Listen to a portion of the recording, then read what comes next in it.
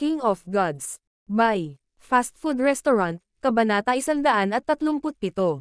Paggising, ikalawa. Ang linya ng malinaw na liwanag ay parang liwanag ng Diyos na agad na bumaril sa kalangitan.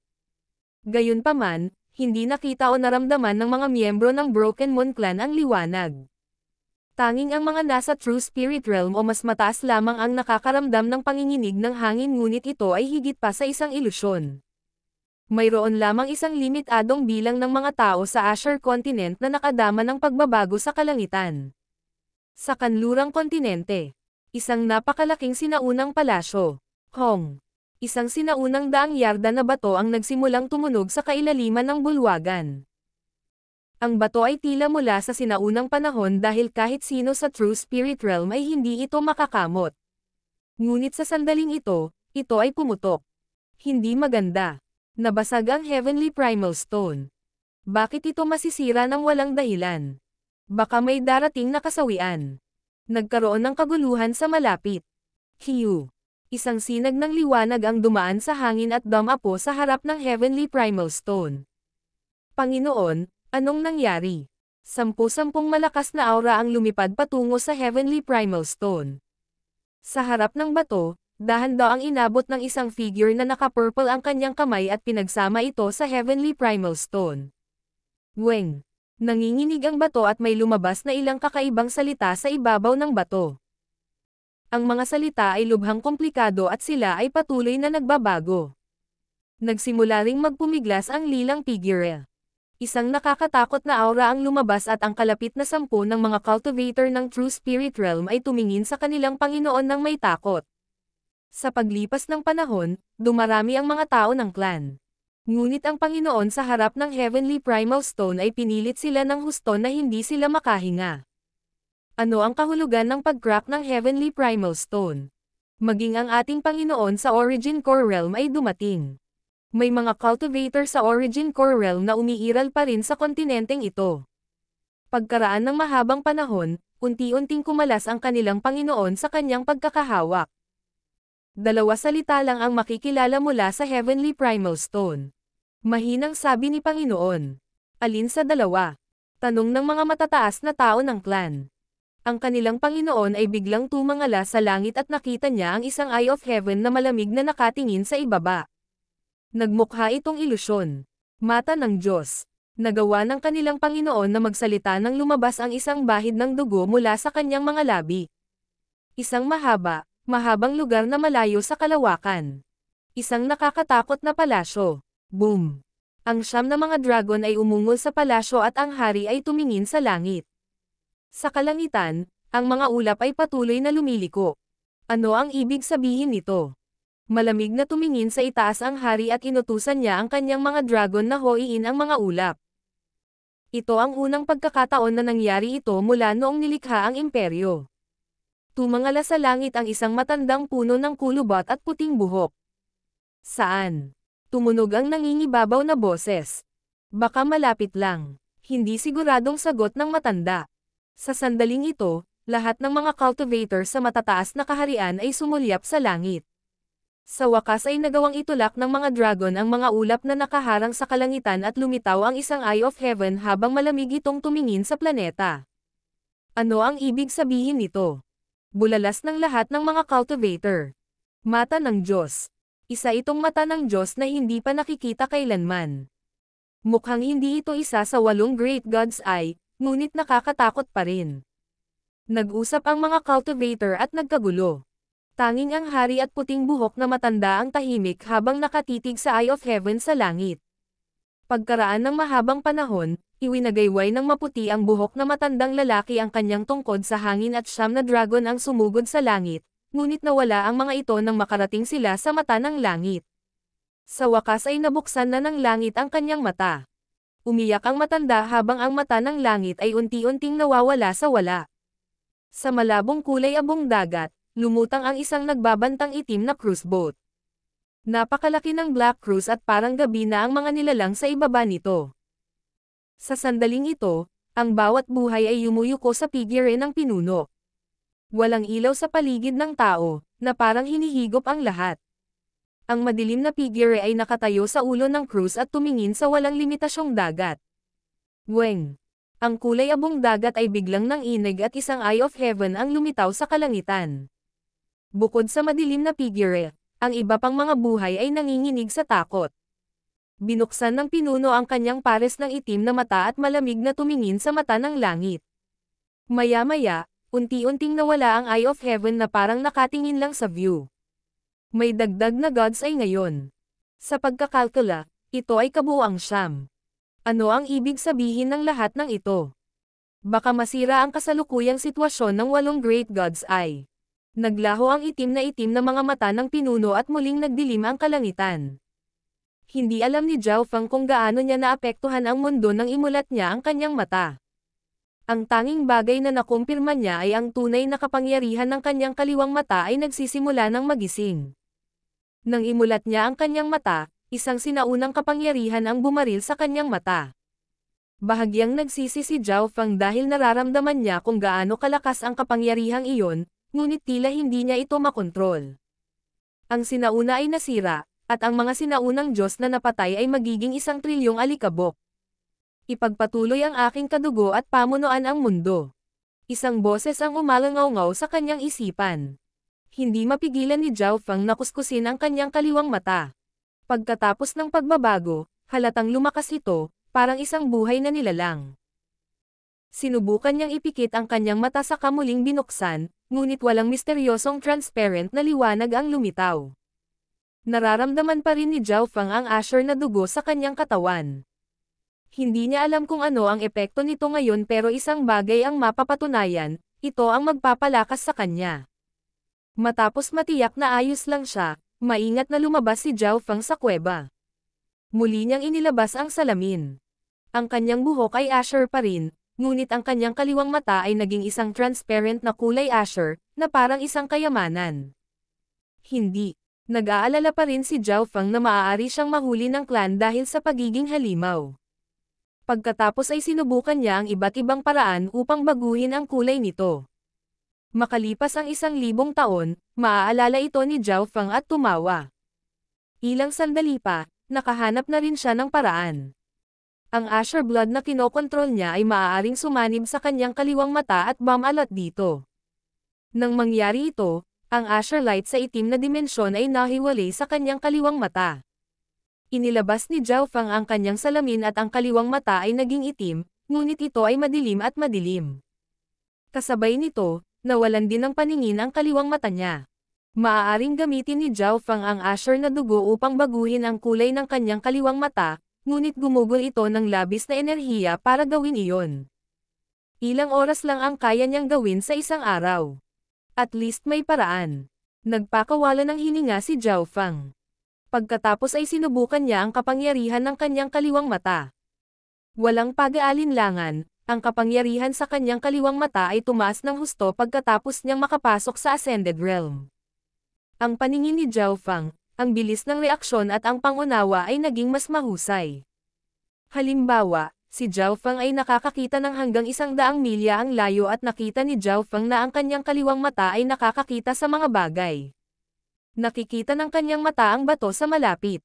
Mahirap paniwalaan na ang aking mata ay nakakakita sa pamamagitan ng bato. Pakiramdam ni Zhao Feng ay isa siyang halimaw, ngunit naramdaman niyang hindi ito ang tunay na pagbabago sa kanyang mata. Sa sandaling ito, isang ibon ang lumipad sa kanyang lampas sa ulo ni Zhao Feng. Nanghina ang mga balintataw ni Zhao Feng habang malamig na nakatingin sa ibong lumilipad sa hangin.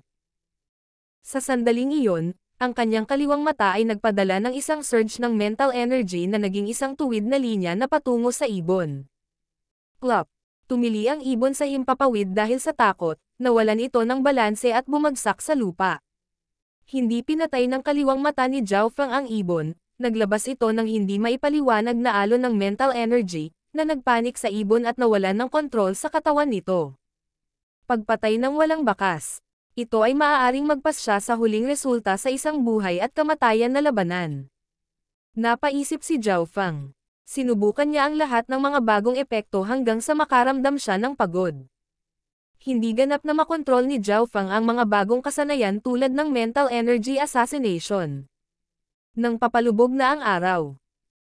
Nagmamadaling tinakpan ni Zhao Feng ang kanyang kaliwang mata gamit ang isang piraso ng laso, pagkatapos ay tumungo siya sa Outer Hall Division habang ang kanyang asher na buhok ay lumilipad sa hangin. Teng! Teng! Teng!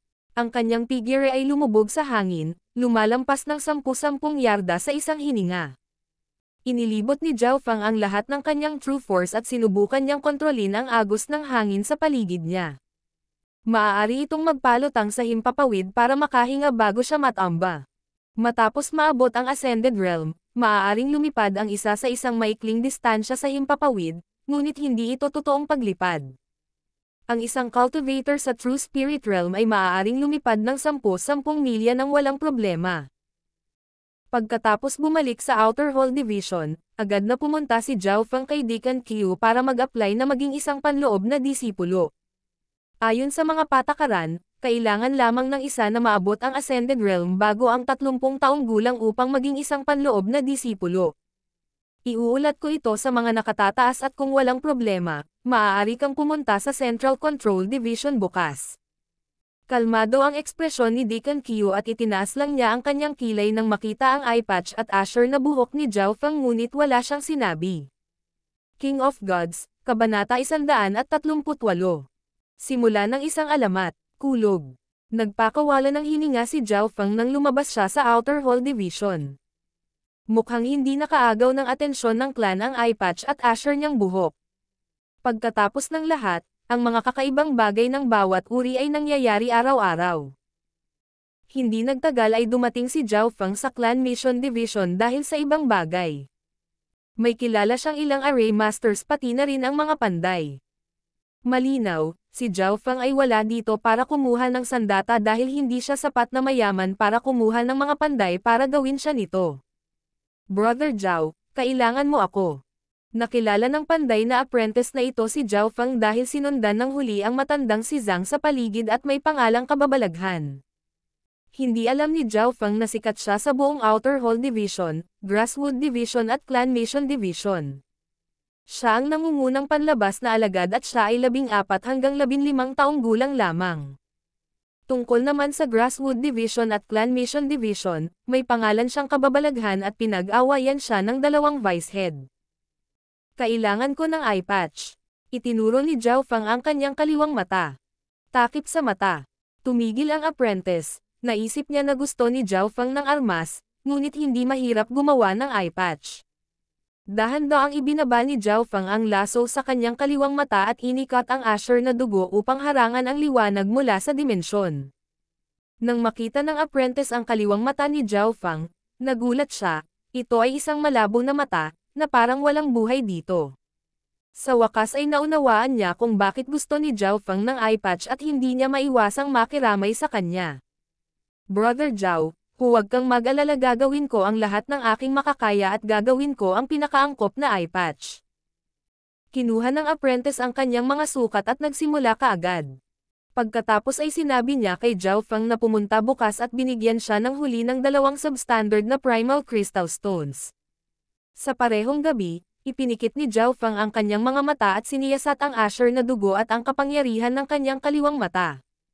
Sa loob ng dimensyon ng kanyang kaliwang mata, umiikot ang Asher Whirlpool mula sa loob palabas at nang subukan ni Zhao Feng na hawakan ito sa kanyang kamalayan, nakaramdam siya ng isang sinaunang aura. Sa ilalim ng maraming pagsubok, ang kapangyarihan ng kanyang kaliwang mata ay ang mga sumusunod. 1.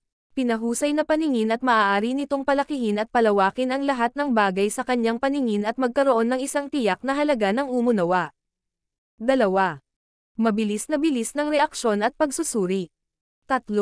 Photocopy, isinasaulo ang lahat ng kanyang nakita. 4. Mental Energy Assassination. Siyempre, ito ang mga kakayahan na alam ni Zhao Feng sa ngayon. Bukod doon, mayroon ding mga pasibo na kakayahan tulad ng matinding kalmado. Matapos maabot ang Ascended Realm, mas lumakas ang kaliwang mata ni Zhao Feng at nagkaroon ito ng 2 bagong kapangyarihan na umunawa at Mental Energy Assassination. Hindi pa niya lubusang naisip ang Mental Energy Assassination, ngunit nabasa niya ang tungkol dito. Halimbawa, Ang nakahod na figure sa Sky Cloud Forest ay gumamit ng mental energy para kontrolin ang Lord Tier Deadly Beast at pamunuan ang isang hukbo ng mga hayop. Ito ay nasa domain ng mental energy at hindi martial arts. Sinabi ng instinct kay Zhao Feng na may higit pa sa mental energy kaysa sa alam niya sa ngayon at tila ito ang tunay na kapangyarihan ng kanyang kaliwang mata. Sa pagkumpirma ng mga kakayahan sa kanyang kaliwang mata, sinimulan ni Zhao Feng na iikot ang dalawang totoong puwersa sa kanyang katawan. Ang isa ay nagmula sa Silver Wall Technique at ito ay kilala bilang Silver Air True Force.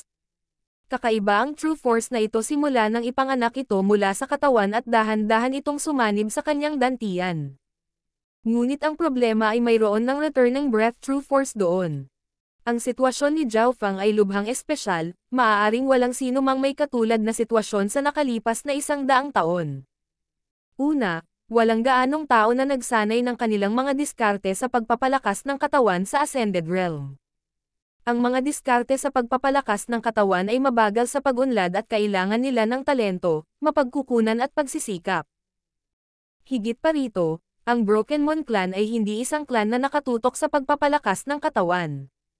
Pangalawa, hindi marami ang nakapasok sa Ascended Realm gamit ang kanilang mga kasanayan at mga diskarte sa pagpapalakas ng katawan.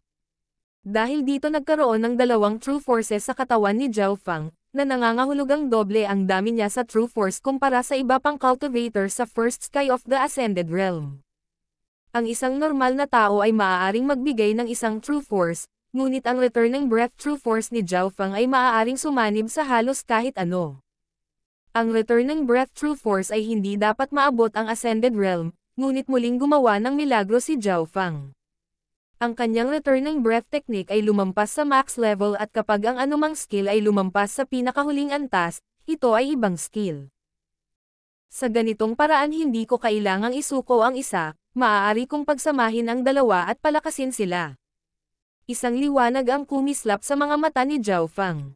Ang kanyang kaliwang mata ay nagsimulang magkalkula sa lahat ng data na mayroon siya. Di nagtagal, nakagawa si Zhao Feng ng conclusion. Kapag nagsanib at lumakas ang dalawa, maaabot ko ang rurok ng First Sky sa maikling panahon at hindi nalalayo ang Second Sky. Ang Seven Skies ng Ascended Realm. Tulad ng pangalan nito, ang bawat tagumpay ay parang pagkakaiba sa langit at lupa. Ang pagkakaiba ng bawat sky ay mas malaki kaysa sa pagkakaiba sa siyam na ranggo ng martial path. Sa makatuwid, ang skies ay mahirap magtagumpay at maraming cultivator ang nanatili sa first at second sky ng Ascended Realm nang hindi nakagawa ng panibagong tagumpay sa kanilang buhay. Bakit binigyang halaga ni Lord Guanzhen ang talento? Ito ay dahil naranasan niya ang pagkakaiba sa bawat kalangitan ng Ascended Realm. Kung ang talento ng isang tao ay hindi sapat na malakas kahit na naabot nila ang Ascended Realm, hindi na sila makakalusot at maabot ang True Spirit Realm. Matapos makapasok sa clan, naunawaan ni Zhao Feng kung ano ang orihinal na naisip ni Lord Guanzhen at kung bakit siya naglagay ng labis na pag-asa at pag-asa kay Beimoy. Kung ikukumpara sa iba, si Zhao Feng ay kalahati lamang na espiritual na katawan at napakaswerte na niya na naging isa sa mga disipulo ni Lord Guanzhen. Buhay. Swerte. Nagsimulang maniwala si Zhao Feng sa swerte. Kung hindi sa pamamagitan ni Lord Guanzhen, baka hindi niya alam ang tungkol sa clans. Haharapin niya ang mas malalaking hamon at nang walang anumang aksidente, si Zhao Feng ay dapat na maging isang inner disciple bukas. Mga panloob na alagad, doon naglaban ang mga tunay na henyo. Sina Beimoy, Quan Chen, Sun Yuanhao, Liu Yao, Ran Xiaoyuan. Pati na rin ang iba pang mga henyo ay pawang mga panloob na disipulo. Sina Xiao San at Yun Mengxiang ay parehong naging panloob na mga disipulo ilang araw na rin ang nakalipas at si Zhao Feng ay magiging isa ay halos tiyak. Pero iba pa rin ang gusto niyang pasukin, ang Floating Crest Trial. Wala siyang masyadong alam tungkol sa Floating Crest Trial, ngunit alam niya na iyon ang lugar kung saan maaaring magbago ang buhay ng isang tao at may deal siya sa matandang Zhang at matandang Guan. Ang Floating Crest Trial ay isang beses bawat 5 taon at kung hindi lalahok si Zhao Feng, nangangahulugan ito na ang kanyang kapalaran sa landas ng cultivation ay hindi sapat na malakas at mas gugustuhin niyang gumamit ng mga table tasks at array sa halip. Sa gabi, si Zhao Feng ay naglilinang pa rin. Mabagal ang proseso para sa dalawang true forces na magsanib at tinansya ni Zhao Feng na kailangan niya ng isang buwan para pagsamahin ang dalawa, na magdadala sa kanya na maabot ang tuktok na first sky ng Ascended Realm. Ang normal na panloob ng mga disipulo ay nangangailangan ng 1 hanggang 2 taon upang maabot ito, ngunit kung mayroong tulong mula sa mga master ng tableta, ang oras ay maaaring lubos na mapaliit. Habang ang dalawang puwersa ay nagsasama, sinimulan ni Zhao Feng na ayusin ang kanyang mga kasanayan. Silver Wall Technique. Ika-10 antas, maabot ang Ascended Realm gamit ang kanyang katawan. Sa kanyang katawan lamang, kaya niyang labanan ang mga magsasaka sa First Sky. Lightning Wind Palm. Ika-3 antas, kapareho ng mababang antas. Ayon sa alam ni Zhao Feng, kakaunti lamang ang bilang ng mga tao na nagsanay ng middle-class mortal na kasanayan sa mababang antas. 4 na wind stance. Ang unang 3 ay ganap na naintindihan at ang huli ay naunawaan ng 70 hanggang 80%. Ngunit kahit na ang pinsala mula sa ika-4 na stance ay lumampas sa unang 3. Nalampasan pa ng kapangyarihan nitong mag-isa ang Starfinger na sumanib sa Tornado stance. Illusion Fish Picture. Naintindihan hanggang sa ika-5 pagbabago. Kahit na ang Illusion Fish Picture ay walang anumang nakakasakit na kapangyarihan, nakatulong ito ng malaki sa mga kasanayan sa paggalaw at array. Halimbawa, noong pinagsama ni Zhao Feng ang paliwanag na nakuha mula sa Illusion Fish Picture, ang kanyang mga pag-atake at paggalaw ay nagkaroon ng mga ilusyon na nanlinlang sa kalaban. Ang Illusion Fish Picture ay nakatutok sa salitang illusion at si Zhao Feng ay nagsimulang maunawaan ito. Hanggang ngayon, naiintindihan lamang ni Zhao Feng ang mga galaw na ito at ang iba pang mga kasanayan ay umabot na sa pinakamataas na antas. Ngunit sila ay masyadong mahina para magamit. Nangangahulugan ito na si Zhao Feng ay mayroon lamang 2 kasanayan na kanyang nilinang. Silver Wall Technique at Lightning Wind Palm. Ang Silver Wall Technique ay umabot na sa ika-10 na antas sa 11 antas at hindi ito gaanong magagamit kapag naabot niya ang Second Sky. Ito ang limitasyon ng normal na low-class mortal na kasanayan. Ito ay Lightning Wind Palm na maaaring sanayin hanggang sa 6th Sky ng Ascended Realm. Maagang bumangon si Zhao Feng sa ika-2 umaga at pumunta sa Clan Mission Division. Kuya Zhao, tapos na ang eye patch mo. Iniabot ng baguhan ang isang metal na eye patch na kasing laki ng palad. Macelan ang eye patch at silver ang ibabaw. Malamig at makinis ang pakiramdam kapag hinawakan. Espesyal ang eye patch na ito, maaari nitong harangan ang mga pag-atake ng mga cultivator sa First Sky of the Ascended Realm. Nagpaliwanag ang apprentice habang nilalagay ni Zhao Feng ang eye patch. Isang malamig na pakiramdam ang lumitaw at ang kaliwang mata ni Zhao Feng ay ganap na natatakpan. Mabuti. Tumango si Zhao Feng sa kanyang ulo bilang kasiyahan. Sa gitna ng hangin, ang kanyang asher na buhok ay nanginginig at sa kanyang silver eye patch, siya ay tila 30% masama at 70% casual. Ang apprentice na katabi niya ay hindi napigil ang huminto. Naramdaman niya na si Zhao Feng ay may hindi maipaliwanag na pagbabago sa aura. King of Gods, Kabanata 139. Panloob na disipulo. Sa sandaling natakpan ang kanyang kaliwang mata, natigil ang kapangyarihan nito ngunit may kumpiyansa pa rin siyang manalo. Ang kanyang katawan ay binago ng misteryosong kaliwang mata at sa ilalim ng normal na mga pangyayari, ang bilis ng kanyang reaksyon ay mas mabilis pa rin kaysa sa iba. Noong lumaban siya noon, hindi niya ginamit ang kaliwang mata sa normal na pangyayari. Kung mahirap lang ang sitwasyon ay gagamitin niya ito. Kung haharangan ko ang kapangyarihan ng kaliwang mata ko, bababa ng kalahati ang kabuoang lakas ko. Tinansya ni Zhao Feng. Ito ay maaaring tunog pinalabis na ang kanyang lakas ay bumaba ng kalahati, ngunit ito ay hindi matapos ang mata ay pinataas. Sa tuwing pumapasok ang kanyang kamalayan sa sukat sa kanyang kaliwang mata, nararamdaman niya ang sinaunang aura. Ang kaliwang mata ay naging killing move ni Zhao Feng na hindi madaling gamitin. Kapag na-activate na ang mata, maaaring makuha nito ang atensyon ng clan at malantad ang sikreto ni Zhao Feng. Pagkatapos umalis sa Clan Mission Division, bumalik si Zhao Feng sa Outer Hall Division upang hintayin ang balita. Kung walang anumang aksidente, siya ay magiging isang panloob na disipulo ngayon.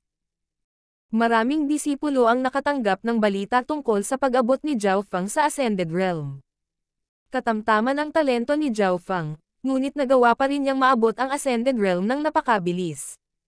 Natigilan silang lahat. Kahit na si Zhao Feng ay ang nangungunang panlabas na disipulo, hindi sila handa na mapasailalim sa kanya dahil ang kanyang talento ay mababa sa mga disipulo ng clan. Hihihi, hindi mo alam ang totoo. Si Zhao Feng ay inaalagaan ng dalawang vice head at isa sa kanila ay nasa Grasswood Division. Hindi nakapagtataka. Kung ako iyon ay nakarating din ako sa Ascended Realm. Tinalakay ng mga panlabas na disipulo si Zhao Feng dahil ang talento ng huli ay masyadong karaniwan at ang kanyang edad ay bata pa. Hindi nag-abalang ipaliwanag ito ni Zhao Feng sa mga panlabas na disipulong ito. Ang kailangan niyang gawin ay maghintay at ng hapong iyon ay ibinigay na ni Deacon Qiu kay Zhao Feng ang balita. Zhao Feng, binabati kita. Ikaw ay naging isang panloob na disipulo at maaari kang pumunta sa Central Hall Division upang hintayin ang huling pagsubok. Sabi ni Deacon Qiu na puno ng ngiti. Mula nang matapos ang mga pagsusulit sa pagpasok ng clan, nagsimula ng bigyang pansin ni Deacon Qiu si Zhao Feng dahil sa dalawang vice head. Pagkatapos noon, mahusay na gumanap si Zhao Feng sa Grasswood Division, Clan Mission Division at Outer Hall Division na naging dahilan upang maalala siya ni Deacon Qiu. Sa talento at edad ni Zhao Feng. Ito ay hindi kapanipaniwala. Salamat, Deacon. Si Zhao Feng ay napuno ng kagalakan nang agad niyang pinasalamatan ang Deacon. Pagkatapos umalis sa Outer Hall Division, nagpaalam si Zhao Feng kina Nan Gongfan at Yang Qingshan. Marami ring disipulo ang nagpaalis kay Zhao Feng. Ang bastos na iyon sa wakas ay umalis. Nagpakawala ng mahabang hininga sina Hao Yuan, Zhang Yuyan at ang iba pang kapalit na panloob na mga disipulo. Kung si Zhao Feng ay naging isang panloob na disipulo, nagkaroon sila ng pagkakataon na lumaban para sa first place at nagawa niya ito ng mas mabilis kaysa sa inaasahan, ngunit ang kanilang mga tanawin ay medyo malabo. Si Zhao Feng ay naging nangungunang panlabas na disipulo sa loob lamang ng isang buwan at siya ay naging isang panloob na disipulo. Nakaramdam ng pagmamalaki sina Nan Gongfan at Yang Qingshan ngunit umasim ang mukha sa parehong oras. Kung iisipin noong nasa Guanzhen Palace sila, malaki ang pagkakaiba nila ni Zhao Feng. Ngunit ang huli ay nakahabol ng isang hakbang at nalampasan niya ang mga ito. Siyempre, parehong napabuti ni Nan Gongfan at Yang Qingshan. Pareho silang nakarating sa ika-9 na ranggo ng Consolidated Realm. Sa tulong ng Marrow Cleansing Pill, naabot na ng dalawa ang huling yugto ng ika-9 na ranggo at ang Ascended Realm ay sandali lamang lalo na para kay Yang Qingshan dahil mayroon siyang middle tier na espiritual na katawan. Pagkatapos umalis sa Outer Hall Division, mabilis na naglakad si Zhao Feng patungo sa Central Hall Division. Ang Central Hall Division ay nasa gitna ng clan at habang papalapit siya rito, nararamdaman ni Zhao Feng ang pagtaas ng espiritual na enerhiya. Sa sandaling pumasok siya sa Central Hall Division, ang mga figure dito ay nasa Ascended Realm. Kasabay nito, ang isang sinaunang aura ay palapit ng palapit kay Zhao Feng, na naging dahilan ng kanyang pagkibot ng kaliwang mata. Pagtingin sa itaas, isang malalim na azure na palasyo na may dagat ng kidlat sa paligid nito ang lumutang ng mataas sa hangin. Parang fairy tale. Sa tuwing makikita ni Zhao Feng ang Floating Crest Palace, nanginginig ang kanyang puso. At ngayon, si Zhao Feng ay palapit ng palapit dito dahil ang palasyo ay diretso sa itaas ng Central Hall Division. Sa pagbabalik, ang kanyang tingin na si Zhao Feng ay nagulat sa Central Hall Division. Sumama ka sa akin. Bawat panloob na disipulo ay dapat kumpirmahin ng isang vice head. May isang vice deacon na naghihintay doon at inakay siya papasok. Ang mataas na antas ng clan ay ipaalam sa sinumang bagong panloob na mga disipulo at upang kumpirmahin ang panloob na disipulo, isang pangalawang pinuno ang kailangan. Malapit na tayo. Pumasok si Zhao Feng sa isang madilim na bulwagan. Sa ikalawang pagpasok niya, naramdaman ni Zhao Feng ang hindi maramdamang pressure na bumagsak sa kanya. Ito si Headley. Paalala ng Vice Deacon sa mahinang tono. Pagbati Headley. Magalang na yumoko si Zhao Feng sa may balbas na nasa katanghaliang gulang na lalaki na nakaupo sa dulo ng bulwagan. Ang Headley na ito ay talagang isang vice head dahil ang tunay na head ay lahat ng elder na nakarating na sa True Spirit Realm at hindi nakikialam sa pagsubok ng mga disipulo. Si Vice Headley ay matalim na tumingin kay Zhao Feng sa ibaba at ang huli ay agad na naramdaman na parang 7 mabibigat na bundok ang nakasalansan sa ibabaw niya at anumang paggalaw ay dudurog sa kanya. Ang 7 bundok ay tila kultibasyon ni Vice Headley. Siya si Zhao Feng, 14 taong gulang, low-tier spiritual body at nakarating sa Ascended Realm mula sa ika-8 ranggo ng Consolidated Realm sa loob ng 1 buwan. Bukod doon, siya rin ang nangungunang panlabas na disipulo. Sumulyap si Vice Headley sa isang maliit na libro sa kanyang kamay at alam niya ang edad, talento at cultivation ni Zhao Feng, hindi niya maiwasang mabigla. Hindi bihira para sa isang 14 na taong gulang na maabot ang Ascended Realm sa clan, ngunit kung ang tao ay mayroon lamang low-tier na espiritual na katawan na walang espesyal na background, ito ay abnormal. Tanggalin mo yang eye patch mo. Malamig na sabi ni Vice Headley. Inilibot ni Zhao Feng ang kanyang asher na dugo upang harangan ang sukat ng kanyang kaliwang mata pagkatapos ay dahan-daang tinanggal ang eye patch. Matapos tanggalin ang eye patch, may ganap na dim na mata na walang palatandaan ng liwanag.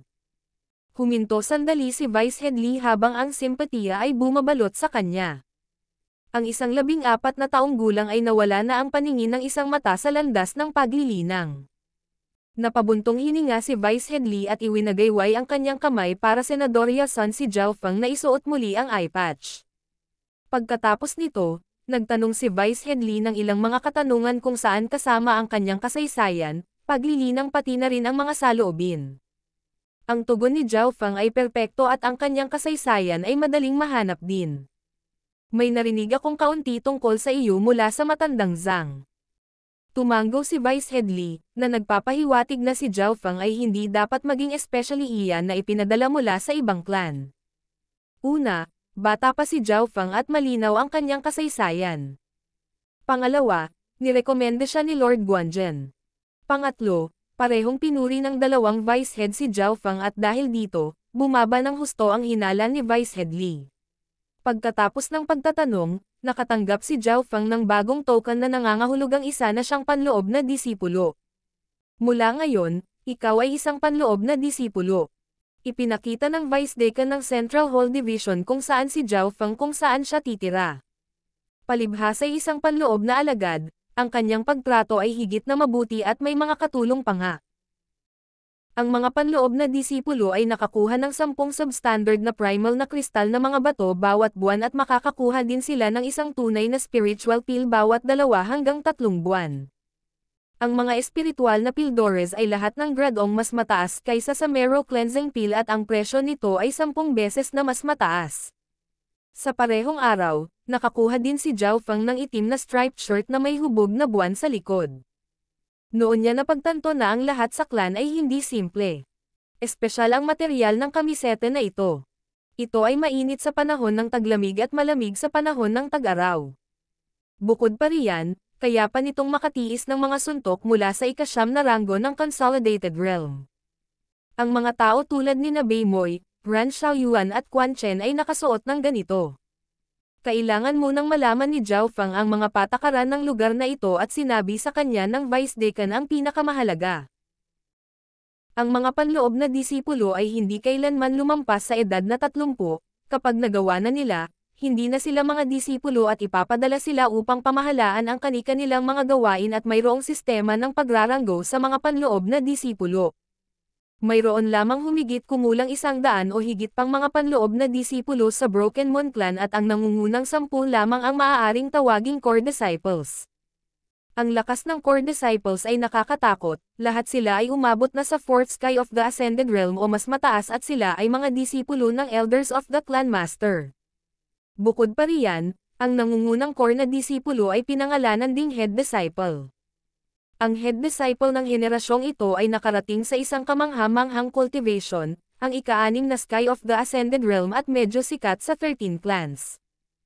Mga pangunahing disipulo. Head disciple.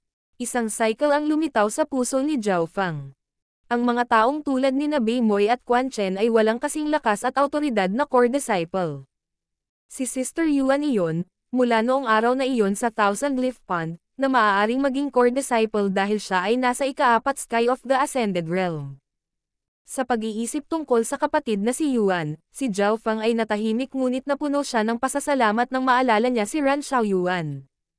Paglabas ng kanyang patio, sinimulan ni Zhao Feng na makita kung sino ang kanyang mga kapitbahay at nalaman niyang nasa malapit lang sila Xiao San, Yun Mengxiang pati na rin si Lin Fan, na siyang nangungunang panlabas na disipulo bago siya. Lahat sila ay mga panlabas na disipulo kamakailan lang, kaya medyo malapit sila. Zhao Feng. Nakabuka ang bibig ni Xiao San na parang nakakita ng multo. Hindi niya akalain na si Zhao Feng ay magiging isang panloob na disipulo. Habang si Xiao San ay isang panlabas na disipulo, kinasusuklaman niya si Zhao Feng para sa pagkuha ng pwesto ng nangungunang panlabas na disipulo. Ngunit siya ay naging isang panloob na disipulo muna, na nagpaginhawa sa kanya. Ngunit hindi niya inaasahan na si Zhao Feng ay magiging isa din pagkaraan ng ilang araw. Brother Zhao. Magkasunod na lumabas sina Yun Mengxiang at Lin Fan at ang kanilang mga ekspresyon ay lubhang makulay habang nakita nila si Zhao Feng na parang nakakita sila ng multo. King of Gods, Kabanata 140. Pagtitipon ng mga panloob na disipulo. Ano? Ang brat na iyon ay naging isang panloob na disipulo. Bamuka ang bibig ni Quan Chen nang biglang nasira ang kanyang orihinal na kalmadong estado ng pag-iisip. Kagagaling lang ng balitang ito sa Central Hall Division, nakapasa si Zhao Feng sa huling pagsusulit sa kumpirmasyon at naging opisyal na panloob na disipulo. Masyadong mabilis ang lahat. Iniulat ni Zhao Feng na nakarating na siya sa Ascended Realm kinabukasan at noong ika-9, natanggap na siya. Nang malaman ang balitang ito, wala nang pakiramdam si Quan Chen na linangin pa. Kailangang malaman ng isang tao na si Zhao Feng ay isang langgam sa ikalawang ranggo ng Consolidated Realm noong isang buwan. Kung si Zhao Feng ay may mataas na talento tulad ni Bei Moi at may elder bilang kanilang Panginoon, ito ay posible, ngunit ang problema ay ang kanyang talento ay hindi mataas at ang kanyang edad ay napakabata. Maging si Quan Chen ay nasa pinakamataas na ika-9 na ranggo lamang ng Consolidated Realm sa 14 hanggang 15 taong gulang. Hindi. Dapat kong sabihin kay Master ang balitang ito. Hindi makaupo si Quan Chen at agad siyang nagtungo sa palasyo ni Haiyun Master. Nasugatan si Elder sa panahon ng cultivation, kaya nagpapagaling siya ngayon. Sabi ng guard. Nasugatan. Natigilan si Quan Chen. Ayon sa kanyang nakita, higit sa isang Elder ang nasugatan kahapon sa clan. Maraming nasugatan si Elder sa parehong araw ay mukhang kakaiba, ngunit ito ang katotohanan. 2 araw bago si Zhao Feng ay naging isang panloob na disipulo, maraming elder sa liblib na pagmumuni-muni ang lahat ay nagluwa ng dugo, ngunit wala ni isa sa kanila ang nakakaalam kung ano ang nangyari. Nang makitang gumaling na si Master, maaari lamang makipag-ugnayan si Quan Chen sa iba pang mga disipulo. Ang Haiyun Master ay mayroong 4 na pangunahing disipulo at sa kanilang lahat, si Bei Moi ang may pinakamataas na talento. Si Quan Chen ay ang ikatlong disipulo at siya ay nasa third sky ng Ascended Realm.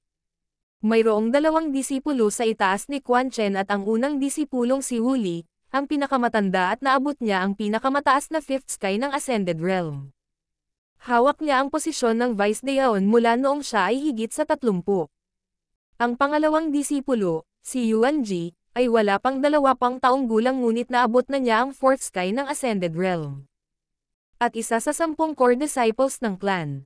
Sa parehong araw, nagtipon ang mga disipulo ng Haiyun Master. Ang unang disipulong si Wu Li ay nasa misyon at wala siya sa clan. Ang pangalawang disipulo, si Yuan Ji. Pangatlong disipulo, si Quan Chen. Pang-apat na alagad, si Bei Moi. Sinasabi mo na siya ay naging isang panloob na disipulo. Labis na nagulat si Bei Moi. Alam niya kung gaano katalino ang mga disipulo ni Lord Guanzhen at bukod sa kanyang sarili, si Yang Qingshan ang may pinakamataas na talento. Una niyang inisip na si Yang Qingshan ang unang magiging isang panloob na disipulo, ngunit ang huli ay walang anumang background. Kaya inaasahan na 1 taon ang kailangan bago si Yang Qingshan ay naging isang panloob na disipulo. Talagang sigurado ako. Masyadong kakaiba ang batang iyon. Medyo nadismaya si Quan Chen habang binanggit niya si Zhao Feng. Sinubukan niyang sugpuin ang huli noon, ngunit wala sa mga ito ang gumana. Brother Bei, may espesyal ba sa Zhao Feng na ito? Puno ng ngiti ang sinabi ng pangalawang disipulong si Yuan Ji. Bilang isang pangunahing disipulo ng clan, si Yuan Ji ay hindi naglagay ng isang tao na naging isang panloob na disipulo sa kanyang mga mata ngunit siya ay bahagyang interesado. Itong lalaking ito. Sa pagbanggit kay Zhao Fang, napataas ang kilay ni Beimoy dahil kahit siya ay natalo kay Zhao Fang noon. Halimbawa sa mga tuntunin ng memorya, at mga punto ng labanan ng Beast Horde. Siyempre, hindi ito babanggitin ng isang taong kasing yabang ni Beimoy. Katamtaman ang kanyang talento ngunit ang kanyang memorya ay napakahusay at tila nakatuon siya sa isang diskarte sa pagpapalakas ng katawan. Napakalakas din ng kanyang lakas sa pakikipaglaban. Nagbigay ng pagsusuri si Beimoy kay Zhao Fang. Hihihi. Tumawa si Yuan Ji. Noong ang brat na ito ay isang panlabas na disipulo, wala kaming magagawa. Pero ngayong isa na siyang inner disciple, mas madaling alagaan siya. Tama iyan. Nagliwanag ang mga mata ni Quan Chen. Ang mga panlabas na disipulo at panloob na mga disipulo ay parang dalawang bilog na hindi naghahalo at si Zhao Fang ay pumasok na sa kanilang bilog. Bakit mo kailangang sabihin kay Master ang tungkol sa napakaliit na bagay? Kaya natin siyang laruin mag-isa. Isang malamig na ngiti ang lumitaw sa mukha ni Yuan Ji. May plano ka na ba? Hindi napigilan ni Quan Chen na matuwa. Si Yuan Ji ay isang pangunahing disipulo sa pagkalkula, na sumisira sa mga nakasakit sa kanya. Sa Central Hall Division, sina Zhao Fang, Xiao San, Yun Mengxiang at Lin Fan ay nasa iisang silid. Hanggang ngayon ay hindi pa nakakabawi ang pagkagulat ng tatlo. Nagulat sila sa performance ni Zhao Fang. Sa 14 na taong gulang, siya ay naging nangungunang panlabas na disipulo at siya ay naging isang panloob na disipulo sa loob lamang ng isang buwan. Kahit na si Lin Fan ang nangungunang panlabas na disipulo bago si Zhao Fang ay hindi makapaniwala. Noong una, ngumiti siya at nagsabi, "Naniniwala akong magkikita tayong muli pagkalipas ng ilang taon." Ilang taon. Sa sandaling iyon, naisip ni Lin Fan na sa mababang antas ng espiritual na katawan ni Zhao Fang, ang huli ay nangangailangan ng hindi bababa sa 2 hanggang 3 taon, ngunit ngayon. Sina Xiao San at Yun Mengxiang ay parehong nakaramdam ng pagkatalo matapos nilang tanggapin ang katotohanan ito. Dahil ang lahat ay naging isang panloob na disipulo, maaari nating alagaan ang bawat isa. Tumawa si Lin Fan at bumalik sa normal ang kapaligiran sa silid. Dahil si Zhao Fang ay naging isang panloob na disipulo ng huli kaysa sa kanila, mayroon siyang ilang bagay na itatanong kay Lin Fan at sa kanilang mga kasamahan. Sinagot ang kanyang mga tanong. Naging panloob na disipulo lang tayo at mababa ang cultivation natin, kaya dapat maging maingat tayo sa lahat ng ating ginagawa. Hindi rin natin maaaring saktan ang ibang panloob na mga disipulo, lalo na ang mga pangunahing disipulo. Bumantong hininga si Lin Fan. Nang banggitin niya ang mga pangunahing disipulo, nagbuntong hininga ang lahat. Ang mga pangunahing disipulo ay nasa 4th sky of the Ascended Realm o mas mataas at mayroon silang malakas na background. Medyo mapayapa at tahimik ang clan ngayon. Karamihan sa mga disipulo ay naghahanda para sa Floating Crest Trial 3 buwan mula ngayon. Napabuntong hininga si Yun Mengxiang nang may panghihinayang at hindi pagpayag. Ang Floating Crest Trial ay nangyari lamang isang beses bawat 5 taon at maraming mga panloob na disipulo ang nakipaglaban upang makapasok, ngunit ang tatlo ay walang gaanong pag-asa. Masyadong mahirap sumali. Umiling din si Xiao San. Ayon sa nakaraang karanasan, kailangan ng isa na nasa 3rd sky man lang ng Ascended Realm para makipaglaban para sa pagkakataong makapasok.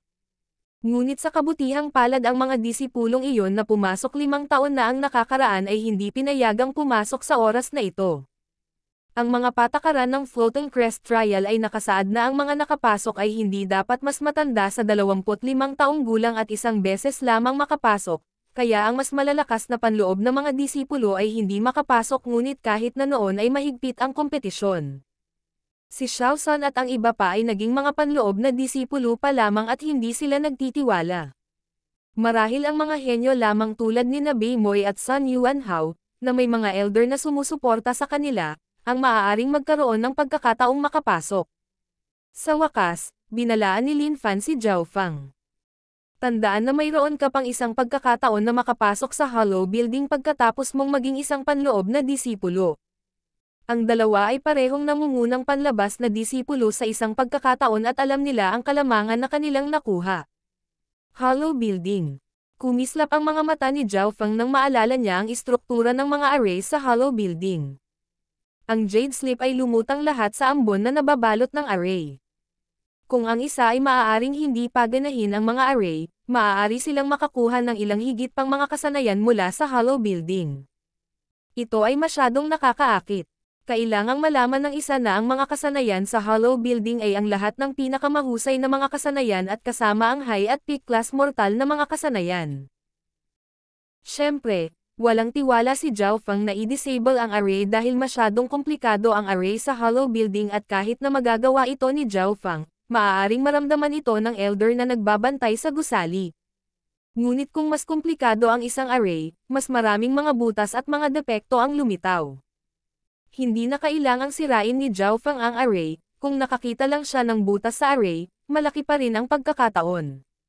Noong gabing iyon, sinimulan ni Zhao Feng na basagin ang istruktura ng array sa dimensyon ng kanyang kaliwang mata. Napakasalimuot ng array na iyon at kahit na nag-upgrade ang kaliwang mata ni Zhao Feng, nakadama pa rin siya ng matinding pagtutol kahit na may pag-unlad pa rin. Kung narito ang matandang si Zhang ng Clan Mission Division, malamang na hindi siya makapagsalita. Kailangang malaman ng isa na ang mga arrays ng Hollow Building ay sinaunang at ang pinakamahuhusay na array masters sa clan ay nakakaunawa ng 20 hanggang 30% nito. Ang isang baguhan na tulad ni Zhao Feng ay maaaring magsuri at mag-disassemble ng array sa pamamagitan lamang ng pagtingin dito ay hindi kapanipaniwala. Mayroong 2 true forces sa aking katawan na kailangang pagsamahin. Kapag nasa huling yugto na ako ng First Sky, kailangan kong pumasok sa Hollow Building para makakuha ng isa pang force skill. Nagplano si Zhao Feng at sa mga susunod na araw, ipinagpatuloy niya ang pagsasanib ng kanyang true force at sinubukang intindihin ang hanay ng Hollow Building. Dahil siya ay naging isang panloob na disipulo, hindi niya alam kung paano sina Quan Chen, Haiyun Master at kasamahan. Gagamutin siya. Kaya mas mabuting manahimik na lang muna, ngunit hindi siya maaaring manatili dito ng tuluyan. Ang ikapitong araw. Dong. Umalangaw-ngaw ang tunog ng kampana sa buong Central Hall Division. Pagtitipon ng panloob na disipulo. Ang mga panloob na disipulo ay bumangon sa kama o nagmulat ng kanilang mga mata mula sa paglilinang. Ang panloob na pagtitipon ng mga disipulo ay ginanap ng pinuno ng Central Hall Division at nangyari ito minsan sa isang buwan. Ito ang isa sa pinakamalaking pagtitipon. Tuwang-tuwa si Xiaosan. Lumabas din sina Yon Mengxiang at Lin Fan sa kani-kanilang courtyard at sabay silang apat na naglakad patungo sa Central Hall Division. Ang mga disipulo ay dahan-daang nagsimulang magtipon sa paligid ng Central Hall Division at ang kanilang paglilinang ay halos nasa second sky o mas mataas. Si Zhao Feng at ang iba pang mga bagong panloob na mga disipulo ay kapansin-pansin at ang mga nakatatandang panloob na mga disipulo ay tumingin sa kanila ng may paghamak. Isang mahabang ilong ang nag-scan kay Zhao Feng at kasamahan niya. Mukhang sa pagkakataong ito ay hindi ko na maitatago. Walang magawang sabi ni Lin Fan. Hindi maiwasang tingnan ni Zhao Feng ang mahabang ilong na kabataan. Sinabi sa kanya ni Yon Mengxiang sa mababang tono na ang mahabang ilong na kabataan ay tinawag na Shuren na nasa second sky. Siya ay may isang nakababatang kapatid na lalaki na isang panlabas na disipulo, ngunit siya ay binugbog ni Lin Fan dahil siya ay naging napakayabang at mayabang. Sa makatuwid, sa ikalawang pagkakataon na si Lin Fan ay naging isang panloob na disipulo, si Shuren ay pumunta sa kanyang lugar at sinubukang ipaghiganti ang kanyang kapatid. Ngunit ginamit ni Lin Fan ang kanyang utak at nagtago. Ngunit ngayon ay nagtitipon ang mga panloob na alagad, kaya kahit pilit niyang itago ay hindi niya magawa.